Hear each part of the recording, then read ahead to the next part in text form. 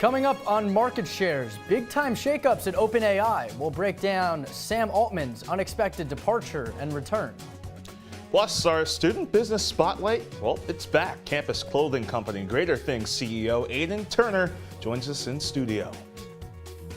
And the markets just closing up for the week. We'll give you a market update in just a little bit, but things are in the green. Market shares starts right now.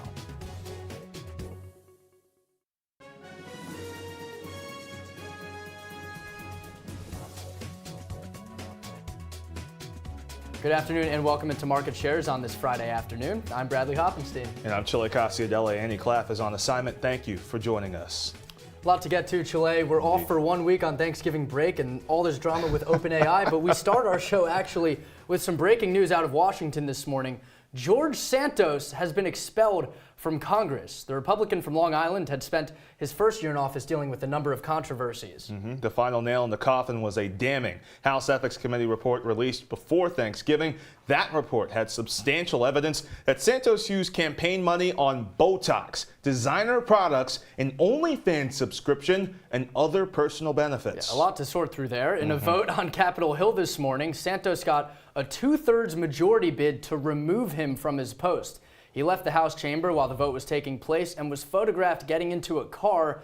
Santos says, quote, "It's over, and why would I want to stay here? To hell with this place." Governor Hochul says she will schedule a special election in New York's 3rd congressional district after the new year. Reports suggest that election could take place at the end of February. The Cook political report suggests that this race, well, it'll be a toss-up. All right, we'll continue to follow that story. Let's get to the healthcare sector now. Two of the largest healthcare providers are in talks to merge. Cigna and Humana are in discussions to create a new powerhouse in the health insurance industry.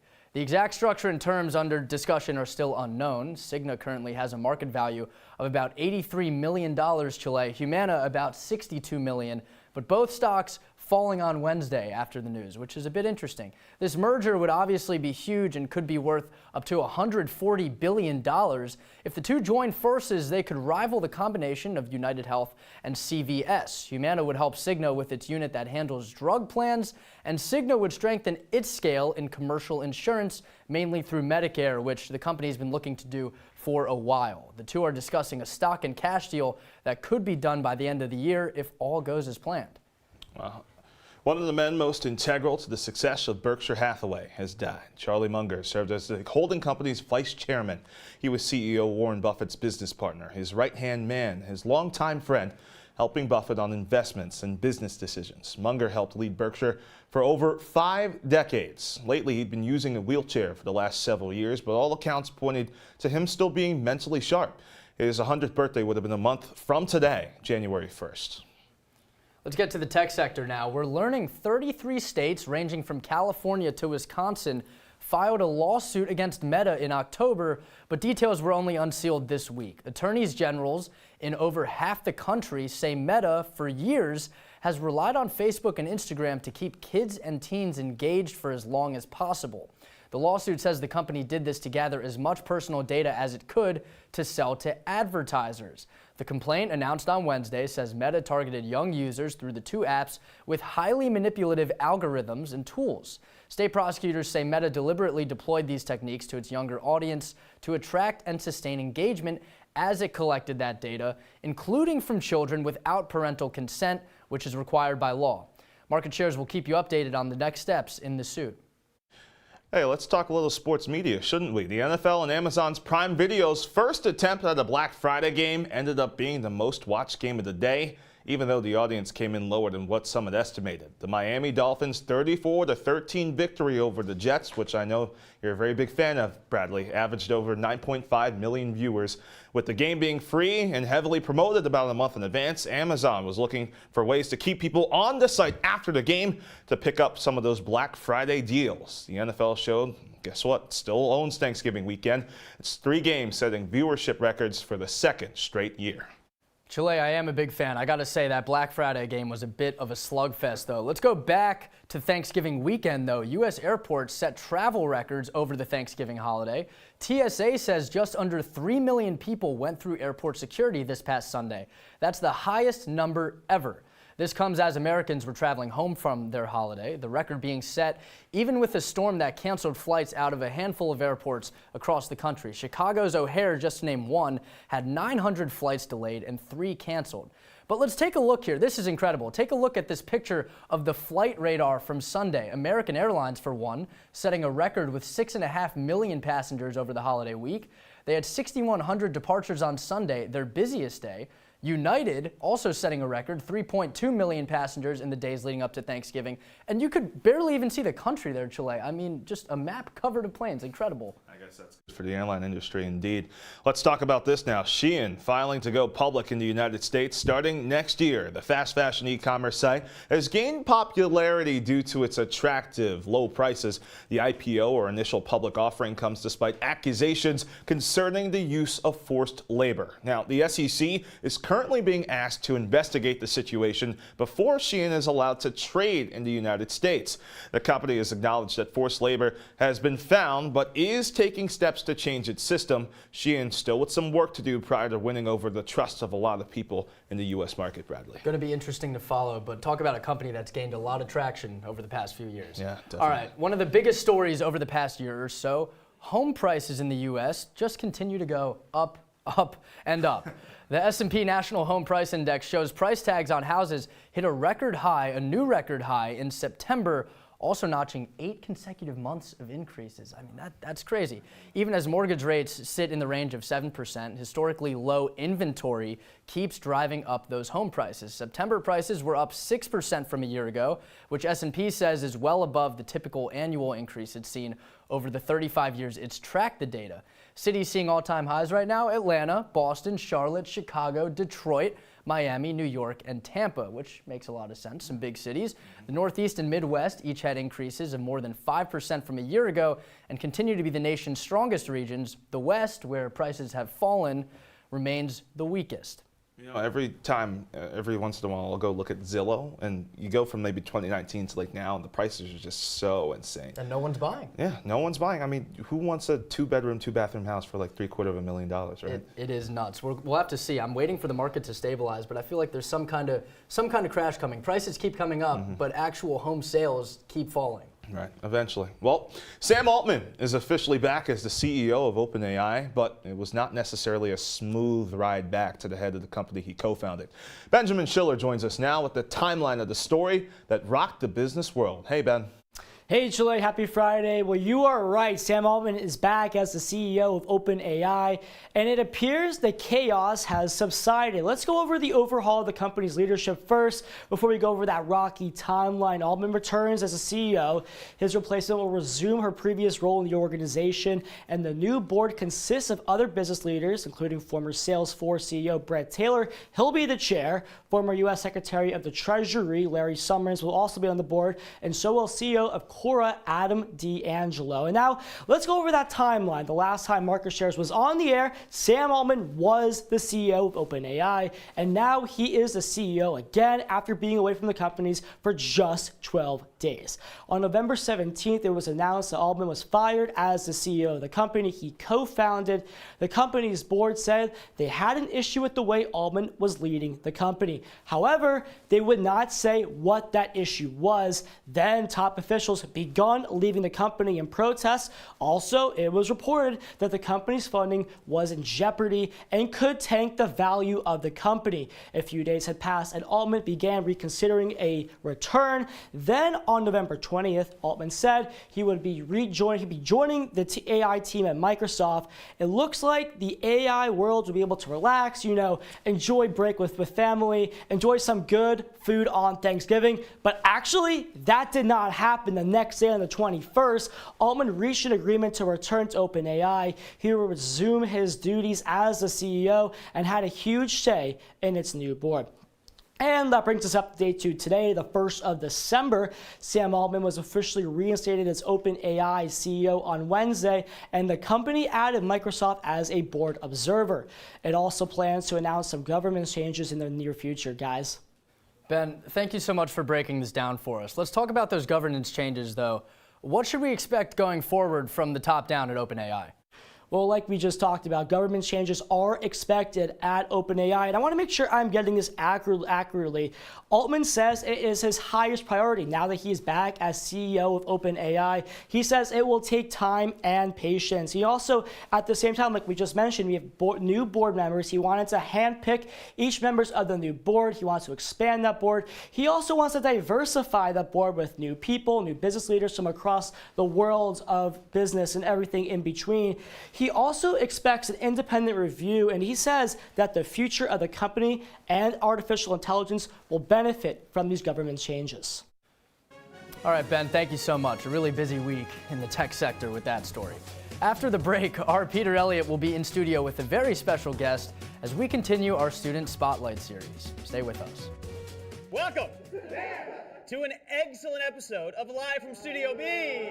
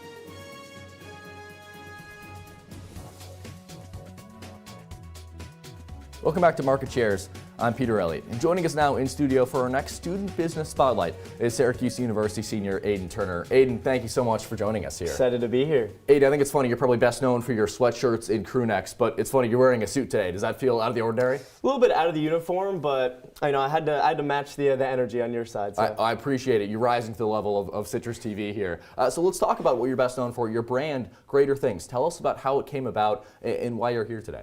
Yeah, so it was way back my senior year of high school. COVID, I had a lot of time on my hands. I was super interested in graphic design and all of that. And all of a sudden, I just started creating some designs, some clothing designs. From there, friends and family supported me. And together, we built it up, eventually became a whole brand, and I decided to run with it and continue it in college. It is pretty amazing how this brand has followed you from before college even started to now. You're a senior here at SU. How have you seen this brand kind of evolve and grow as you've evolved and grown in your young adult life? Yeah, so right off the bat, we started with Gildan blanks, some cheap blanks, and I was actually embroidering them in my friend's basement. Oh my gosh. He had a machine down there. And now we've moved up to full-scale suppliers, Look at that. larger supply runs right here. We have our own. That's high quality, right? Thank you. That's something that's one of our primary pillars of the business is the quality, the fabric. It's meant to last. It's meant to keep you cozy, but it's meant to you're supposed to enjoy your journey while being cozy. So. Yeah. And you've talked about the support you've received from your friends and family, but have you seen it now, that support trickle out to campus? Have you seen students just around campus wearing your clothing? I have to say one of the best things ever is seeing somebody wearing my sweatshirt on campus, and usually I'll say something and I'll be like, nice hoodie, nice sweatshirt, and they're looking at me like, why are you talking to me right now? But in the back of my mind, I know I'm like, it's such a cool feeling. Yeah. It's such an amazing feeling, just being supported by everyone on campus, students, groups, and even CitrusTV. So. And they don't know you're wearing your clothes, like that you were the creator of the garment they're wearing? Exactly. Sometimes they do, sometimes they don't. Yeah. It's usually at events and pop-up shops. I love talking to people, getting to know my customers, but sometimes people just buy it from J. Michael Shoes and they have no no connection. They don't know who I am. So it's definitely a good feeling seeing people wear it around campus. Yeah, you mentioned that connection with J. Michael Shoes. Can you talk a little bit more about the connections you have with local businesses here? I think it's kind of funny on your website. Your headquarters is on Comstock. Yes, which is kind of funny it's to where I imagine. live here. It's my house where I live here. But yeah, so I've been in J. Michael Shoes for my whole career. Freshman year, I walked in, I told him about my business, and he was delighted to have me. It's been super successful there. Great outlet. I've also worked with student-run businesses such as Out to Win. Last year, we created a T-shirt with the mob, some guys on the football team, and so Out to Win, student businesses and the Launchpad have been super, super supportive. I think one of the great things about your brand, Greater Things, is that you really do meet that, rise to the level of the brand, Greater Things, and you do a lot of philanthropy working with Feeding America and Autothon. Can you talk about your kind of your mission as a small business? Yeah, so Greater Things, the meaning of the business is we're all about achieving success, but also achieving greater things in life. A little bit of a pun thrown in there. And so the goal to reaching that is to enjoy the journey, make the most of it, have fun with the journey, because that's what you're going to remember. And we support being comfy, being cozy, having fun with it, but also doing good, giving back to the community, and being involved. Let's talk numbers here about what your business has done over the years. Obviously, it's pretty successful, but what are the kind of the numbers you've seen over the years?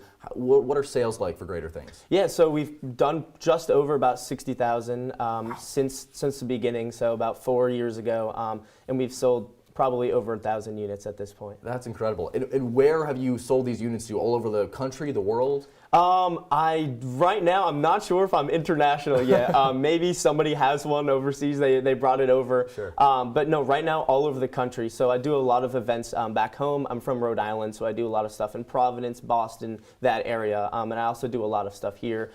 Stuff with J. Michael, pop-up shops,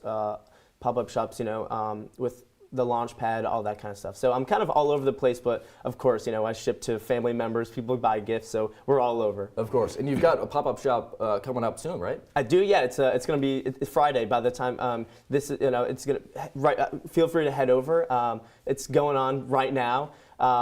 It's going to be in the Launchpad until 6 o'clock, but feel free to head over to the website and check it out if you can't make it to the pop-up shop. It's going to be the biggest event in Greater Things history, so definitely stay tuned. That will be a big event. So you obviously do those pop-up shops, you sell online. What have you had the greatest success with? Is it marketing online or those in-person events? What works best for a small business like yours? For me, it's all about the in-person. My brand is a reflection of me. So when you meet me, I can tell you my story, I can tell you the meaning behind the business. And right now, a goal of mine and a transition of mine is how do I communicate that through marketing, through social media and things like that. It's easy for me to tell you the meaning of my brand, but hard for a photo on Instagram or an ad to tell you the meaning behind my brand. And so right now, face-to-face, in-person, pop-up shops, events like that, it's perfect for getting the meaning behind my brand. But definitely that's a transition. It's something I'm working on for marketing. That is always the best, in-person, telling your story. Yep. Any plans for a brick-and-mortar store in the future beyond just the online space? We'll have to see. I mean, obviously, online is the way that the world is going right now. But I'm as an architecture major, I would absolutely love to design my own retail space, and it would be one of the coolest stores you've ever seen. So definitely stay tuned for the near future. We'll see when that is. But I'm definitely excited to move on with that. I would love that, blending your educational pursuit. Well, you mentioned that you are an architecture major, also minoring in real estate, so that could be the future there, a brick and mortar space. Exactly. How do you use that sort of educational pursuit as someone majoring in architecture towards your brand? Do you have kind of a mind for design in space like that? Yeah, so when I started the brand, I had no interest in fashion. I was using this like pirated version of Photoshop and everything to create the designs. And now with all the resources and education, design education, I've gotten into fashion, just educating myself through culturally, but also through skills, programs, and things like that. And even the business side of taking entrepreneurship classes and everything, and being a member of the Launchpad. So I have the design skills and the business skills, putting that all together, and it's really, really been able to grow my business and shoot it through the roof. So. Are your professors impressed that you're actually practicing what they teach? A lot of my architecture professors are impressed. Usually, sometimes I have to miss class. So on Friday, I'm missing class, and I tell them why, and I'm saying, I understand that, you're not too happy about this, but this is something I want to pursue in life, and this is something that's important to me, and they actually do appreciate that. So. That is pretty cool. That's better experience than you can get in the classroom. Well, speaking of real world experience, we talk so much on the show about things like inflation and supply chain shortages. Is that something you've also experienced as a small business owner? 100%. So the cost of goods is insane now. So just to give you an example, when I started working with the supplier that I have now, it was probably for about 100 units is about $15 a piece. And nowadays for 100, maybe even more, 150, 200 units, it's looking to be about $25. So, which is an insane increase. Yeah. And so that's definitely something that, as a small business, definitely hurts. So, definitely have to work around that. Yeah. What else have you learned about making a business kind of in the real world beyond just the launch pads in the classroom? What have you learned so far through this process over the last couple of years? Learn by doing. Yeah. That's my philosophy. That's what I've done the whole time. If you sit behind the scenes and you plan and scheme, and then you launch and it flops, you're going to be devastated. So I plan, scheme a little bit, launch, see how it is. I know what works and what doesn't work. So I'm a huge hands-on guy, learn by doing. That's how the brand started. I just did it, and it just grows naturally, and you learn from the mistakes that you've made. So. Any other plans for the future of Greater Things? Obviously, I'm sure this is a brand you started before college, but post-graduation, anything you want to do with the Greater Things brand? Yeah, so we'll see where I end up, if I end up in the corporate world or some form. But I would love to keep the brand going. I have I have access to that supplier, so I do a lot of custom printing. I work with local businesses at home, and here I do a lot of white label things. Yeah. Obviously keeping Greater Things going, but also growing to more businesses, more different apparel-related businesses. So using that one source and kind of opening a bunch of different doors. So expanding, growing, Greater Things, but also reaching into a couple different markets and expanding from there. Greater Things indeed, for the brand Greater Things. Dylan, thank you so much. Aiden, rather, thank you so much for joining us here in studio. Anything else you want to say about the Greater Things brand or the future of what you're doing? Stay cozy and enjoy your journey. It's all about making the most of it. So every experience you can, make the most of it. But like I said, stay cozy while you're doing it, and go check out Greater Things. Stay cozy indeed. Aiden, thank you so much for joining us here in studio. Appreciate for our Student it. Business Spotlight, really appreciate it. Stay tuned to Market Shares. We'll have more after the break. They'll test you. Try to break your will. But however loud the loudness gets, however many cheese puffs may fly, you're the driver, the one in control. Stand firm. Just wait. And move only when you hear the click that says they're buckled in for the drive. Never give up till they buckle up. Your daughter just had her first breakup. Do you A, put yourself in her shoes? B, console her? Don't worry, sweetie. This is gonna happen a lot. Or C, find her a new boyfriend? Nice, single boys. That was weird. As a parent, there are no perfect answers. But you don't have to be perfect to be a perfect parent. Thousands of teens in foster care will love you just.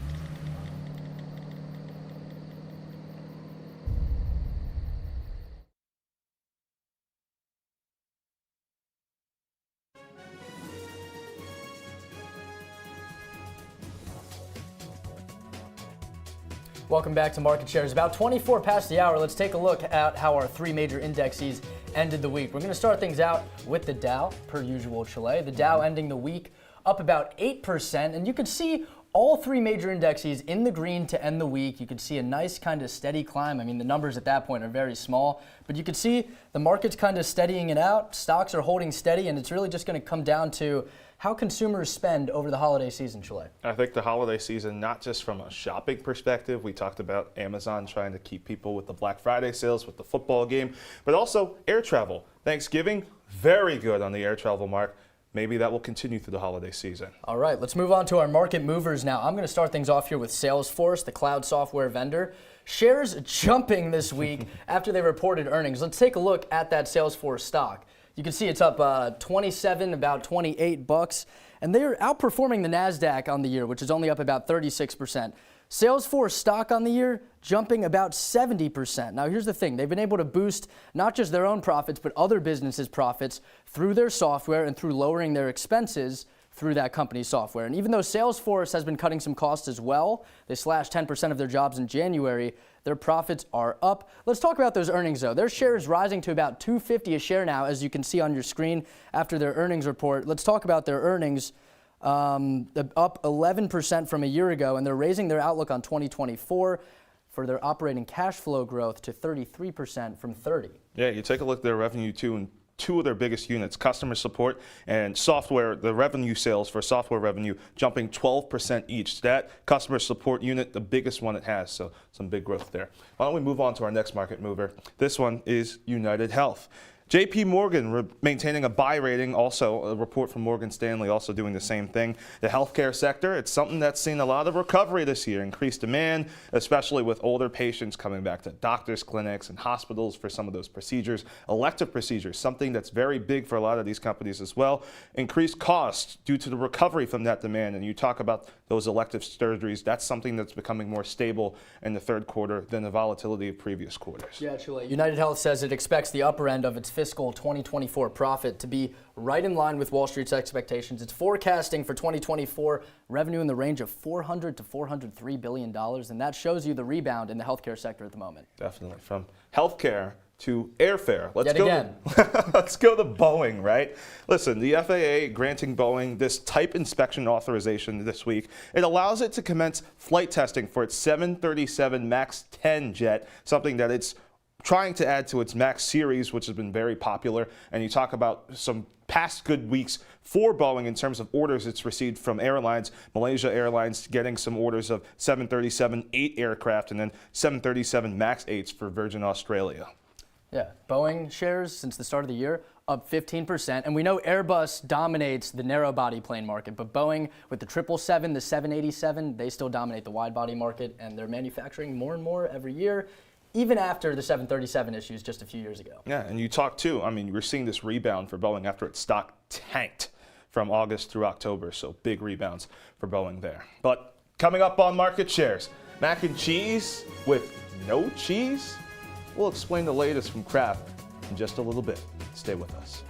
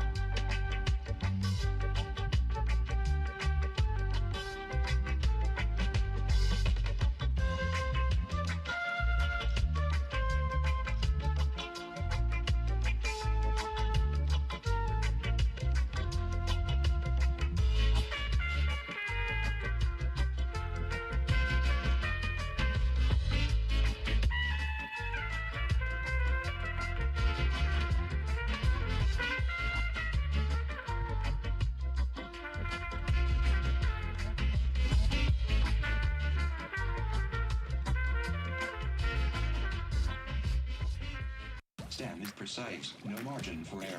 Dare to forget that. Dare to have fun with it. Get weird with it. Dare to send those old STEM theories flying past the neighbor's house into outer space. Dare to program something internet-breaking, record-breaking. Dare to blow their minds. Dare to learn the difference between sedimentary and metamorphic rock. Go find those rocks. Dare to keep daring. Dare to STEM. Check out Chic and STEM to get started. Welcome back. Things are getting cheesy. Kraft is introducing a new mac and cheese option. The catch, Chile, there's no cheese. The company is rolling out Kraft Not Mac and Cheese, a vegan mac and cheese that uses a plant-based sauce. The dairy-free product will come in 2 flavors, original and white cheddar. The new product comes as consumers increasingly embrace plant-based snacks and other alternatives. Sales of plant-based food rose to $8 billion last year, up over 40% in the past 3 years. A trend we're seeing as multiple companies have hopped on this dairy-free bandwagon. Who do these people think they are? I don't know. My question is like, okay, this is definitely no cheese, but is just regular Kraft mac and cheese, is that real cheese? Like, I don't think so. Anything with that powder, there's no way you can trust it. All right, we'll keep talking, but that's all the time we have for you on Market Shares this afternoon. Be sure to follow us on our socials. I'm Bradley Hoppenstein. And I'm Chilekasi Adele. Take care. We'll see you.